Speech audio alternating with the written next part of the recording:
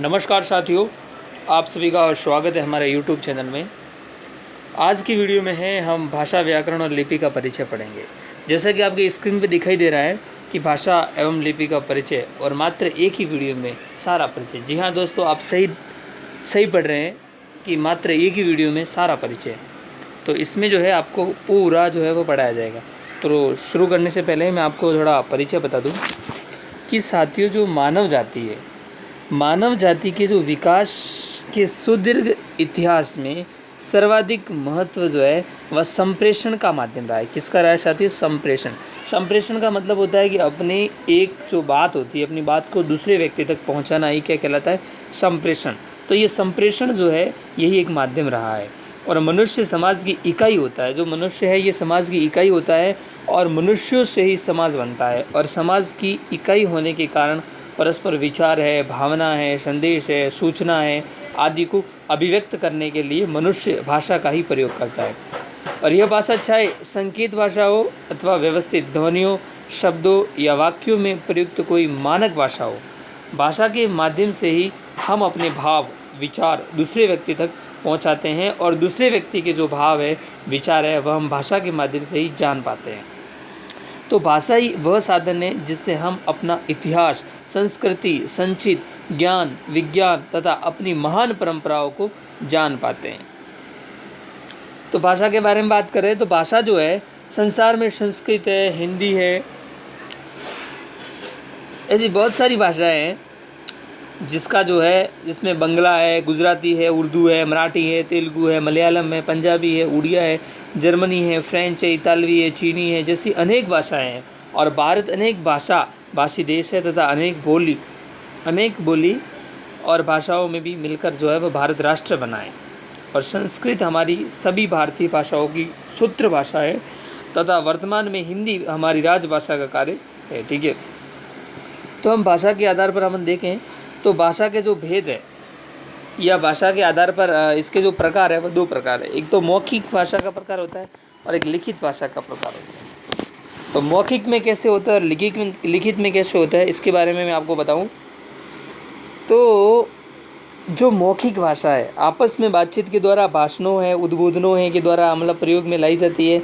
और लिखित भाषा वह लिपि के माध्यम से लिखकर प्रयोग में लाई जाती है। तो जो मौखिक भाषा है ये बोल करके आपस में वह सीख ली जाती है। और जो लिखित भाषा है ये लिखित भाषा लिपि के माध्यम से प्रयोग में ला करके सीखी जाती है। ठीक है, आगे बात करें अपन तो यद्यपि भाषा वह मौलिक जीवन के पदार्थों तथा मनुष्यों के व्यवहार व चिंतन की अभिव्यक्ति के साधन के रूप में विकसित हुई है, जो हमारे एक सी नहीं रहती अपितु उसमें दूसरी बोलियों, भाषाओं से संपर्क, भाषाओं से शब्दों का आदान प्रदान होता है और जीवन की रागात्मक संबंध या भाषा के माध्यम से ही उत्पन्न होता है। किसी सभ्य समाज का आधार उसकी विकसित भाषा को ही माना जाता है। और हिंदी खड़ी बोली ने अपने शब्द भंडार का विकास दूसरी जनपदीय बोलियों, संस्कृत के आधार पर तथा व्यवहार के आधार पर वह समाहित किए गए हैं। और भाषा स्थायी नहीं होती है, उसमें दूसरी भाषा के प्रयोग और लोगों के संपर्क में आने से परिवर्तन होते रहते हैं। भाषा में यह परिवर्तन धीरे धीरे होता रहता है और इन परिवर्तनों के कारण नई नई भाषा उत्पन्न होती है। और इस कारण वह संस्कृत है, पाली है, प्राकृत है, अपभ्रंश है आदि के क्रम में ही आज की हिंदी, राजस्थानी, गुजराती, पंजाबी, सिंधी, बंगला, उड़िया, असमिया, मराठी आदि अनेक भाषाओं का विकास हुआ है। तो शुरू करते हैं भाषाओं के भेद। भाषा के दो भेद है, एक तो मौखिक है और एक लिखित है। जो साथियों सामान्य जनजीवन के बीच बातचीत में जो मौखिक भाषा का प्रयोग होता है, देख लीजिए यहाँ पे जो ये मौखिक है इसका जो प्रयोग है वह सामान्य जनजीवन के बीच बातचीत में मौखिक भाषा का ही प्रयोग होता है। और इसे प्रयत्नपूर्वक सीखने की आवश्यकता नहीं होती है, बल्कि जन्म के समय वह बालक छोटा होता है तो अपने परिवार है या समाज के संपर्क में आता है और परस्पर संप्रेषण अपनी बात को दूसरों तक पहुंचाता है। तो व्यवहार के कारण स्वाभाविक रूप से ही मौखिक भाषा सीख जाता है वो। जबकि जो लिखित भाषा की बात करें अपन तो लिखित भाषा ये वर्तनी और उसी के अनुरूप उच्चारण और प्रयत्नपूर्वक सीखना पड़ता है। और मौखिक भाषा की ध्वनियों के लिए स्वतंत्र लिपि चिन्हों के द्वारा भाषा का निर्माण होता है। आइए हम बात करते हैं भाषा और बोली के बारे में। तो देखिए, जो भाषा है और जो बोली है, इसके बारे में बात करें तो जो एक सीमित क्षेत्र में जो है वह बोली जाने वाली भाषा के स्थानीय रूप को बोली कहा जाता है। यानी कि जो बोली है, ये जो बोली है, बोली जो है ये बोली सीमित क्षेत्र में बोली जाती है। कहाँ बोली जाती है? इसका क्षेत्र सीमित होता है और बोले जाने वाले भाषा के स्थानीय रूप को जो है, भाषा के स्थानीय रूप को क्या कहा जाता है? बोली कहा जाता है। और एक कहावत भी है कि कोस कोस पर पानी बदले 5 कोस पर वाणी, और हर 5-7 मील पर बोली में बदलाव आ जाता है।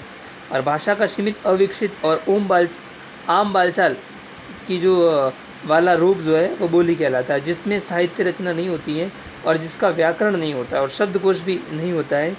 जबकि भाषा विस्तृत क्षेत्र में बोली जाती है और उसका व्याकरण और शब्दकोश होता है तथा उसमें साहित्य लिखा जाता है। और किसी बोली का संरक्षण व अन्य कारणों से यदि क्षेत्र विस्तृत होने लगता है तथा उसमें साहित्य लिखा जाने लगता है तो वह भाषा बनने वाली लगती है और उसका व्याकरण है वह निश्चित होने लगता है। आइए हम अगली स्लाइड में बात करते हैं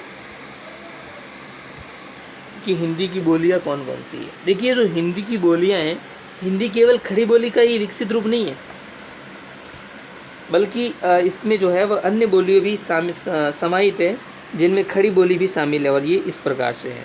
देखिए, अपन बात करते हैं कि जो पूर्वी हिंदी है, क्या पूर्वी हिंदी, इस पूर्वी हिंदी की बात करें तो जो पूर्वी हिंदी है ये अवधी है, बघेली और छत्तीसगढ़ी शामिल है। इसमें कौन कौन से शामिल है? देख लीजिए, अवधी है,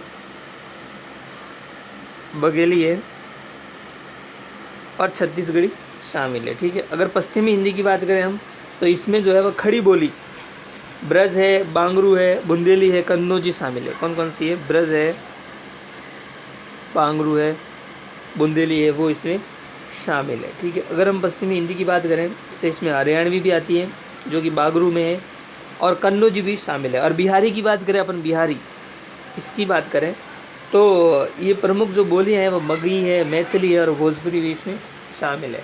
अगर हम राजस्थानी की बात करें तो इसकी जो है मेवाड़ी है, मारवाड़ी है, मेवाती है, हाड़ौती है बोलियाँ शामिल है। और कुछ विद्वान है वह मालवी, ढूंढानी और बागड़ी को भी राजस्थान की अलग बोलियाँ है वो मानते हैं। अगर हम पहाड़ी की बात करें जो कि पहाड़ी लोगों के द्वारा बोला जाता है, तो जो पहाड़ी है ये गढ़वाली, कोमायनी व मंडियाली बोलियाँ हिंदी की बोलियाँ हैं। और इन बोलियों के मेल से बना हिंदी ही जो है वह 14 सितंबर 1949 को, कब? 14 सितंबर 1949 को भारत की राजभाषा स्वीकार की गई। और विभिन्न बोलियों के मेल से बनी हिंदी ही भाषाई विविधता के कारण ही हिंदी के क्षेत्रीय उच्चारण में विविधता पाई जाती है। देख लीजिए, ये हिंदी की बोलियाँ हैं। आइए अगली स्लाइड में बात करते हैं अपन हिंदी और भाषा का व्याकरण। इसमें बात करें अपन तो जो हिंदी व्याकरण है वह भाषा को शुद्ध रूप से लिखने और बोलने और संबंधी नियमों की जानकारी देने वाला शास्त्र है। जो हिंदी व्याकरण है, जो हिंदी व्याकरण है, क्या हिंदी व्याकरण, ये हिंदी व्याकरण हमें क्या प्रदान करता है? ये हमें प्रदान करता है कि हिंदी भाषा को जो है शुद्ध रूप से लिखने के लिए और बोलने के लिए संबंधी नियमों की जानकारी देने वाला जो शास्त्र है वह हिंदी व्याकरण है। और किसी भी भाषा को जानने के लिए उसके व्याकरण को भी जानना बहुत आवश्यक है। और हिंदी की विभिन्न ध्वनि है, वर्ण है, पद है, पद्यांश है, शब्द है, शब्दांश है, वाक्य, वाक्यांश आदि की विवेचना जो है वह इस प्रकार से उसके विभिन्न घटकों और प्रकारों का वर्णन और हिंदी व्याकरण में किया गया है। और हिंदी व्याकरण को मोटे तौर पर वर्ण विचार और विचार, शब्द विचार जो है, वाक्य विचार और आदि 3 वर्गों में विभाजित किया गया है, जो इस प्रकार है। नागरी लिपि का परिचय अपन पढ़ें तो देखते हैं अगली स्लाइड में नागरी लिपि। ये देख लीजिए, नागरी लिपि और उसका परिचय के बारे में बात करें तो भाषा की ध्वनियों को जिन लेखन चिन्हों में लिखा जाता है, जो भाषा की ध्वनियाँ हैं उन जिन लेखन चिन्हों में लिखा जाता है उसे लिपि कहते हैं। अर्थात किसी भी भाषा को मौखिक ध्वनियों को लिखकर व्यक्त करने के लिए जिन वर्तनी चिन्हों का प्रयोग किया जाता है वह लिपि कहलाती है। संस्कृत है, हिंदी है, मराठी है, कोंकणी है, गोवा है, नेपाली है, भाषाओं की जो लिपि है वह देवनागरी है। और इसी प्रकार से लिपि की जो बात करें तो रोमन जो है वो पंजाबी की गुरुमुखी और उर्दू की जो लिपि है वो फारसी है। और भारत की सरकार ने अधीन जो है वो केंद्रीय हिंदी निदेशालय ने अनेक भाषाविदों और पत्रकारों और हिंदी सेवी संस्थानों तथा विभिन्न मंत्रालयों के प्रतिनिधित्वों की सहायता से हिंदी की जो है वो वर्तनी को सहयोग किया और मानक रूप में तैयार किया। आइए हम बात करते हैं स्वरों के बारे में। तो साथियों, जो स्वर है, क्या स्वर कितने होते हैं? यहाँ से गिन लीजिए आप, एक, यहाँ से गिन लीजिए आप, स्वर 11 होते हैं लगभग, 1 2 3 4 5 6 7 8 9 10 और 11। हिंदी व्याकरण में जो स्वर है वह 11 होते हैं। कौन कौन से होते हैं? अ, आ, ई, उ, री, ए, आई, ओ, औ। ये जो है ये स्वर है जो कि 11 है। इनकी मात्राओं की हम बात करें तो इनकी जो मात्रा है, जैसे अ की मान ले तो अ की मात्रा ये है, ये जो मात्रा है ये वाले अ की मात्रा, आ की मात्रा ये है, ई की मात्रा ये है। इस प्रकार से जो मात्रा है वह चलती रहती है, ठीक है। और जो अनुस्वार होता है वह जैसे ये जो होता है अंग के ऊपर जो है ये अनुस्वार कहलाता है, ठीक है। आइए हम व्यंजन के बारे में बात करते हैं। तो जो व्यंजन है जो कि हिंदी के अंतर्गत कितने हैं उनके बारे में बात करें तो क से लगा करके जो ह तक है वो व्यंजन है। जैसे क, ख, ग, घ, न, छ, ज, न, ट, ठ, ड, ढ, न, प, फ, ब, भ, न, त, थ, द, ध, न। इस प्रकार से जो है ये व्यंजन है। इसमें जो संयुक्त व्यंजन होते हैं, क्या संयुक्त व्यंजन जो है वो क्ष है, त्र है, ज्ञ है, जो 2 वर्डों से मिलकर के बने होते हैं वो क्या कहलाते हैं? संयुक्त व्यंजन कहलाते हैं। तो इसमें आप देख लीजिए, क्ष जो है, क्ष, क्या अक्ष, इस अक्षर को देखते हैं हमें तो ये जो बनता है ये क हलंत है और ये स, ये मिलकर के क्ष बनता है। त्र की बात करें जो त है 2 वर्णों से मिलकर बनता है त्र। ज्ञ की बात करें ज्ञ की तो ज्ञ भी 2 वर्णों से बनकर बना है, न और ज से बना है ज्ञ, ठीक है। देखते गए साइड में हम।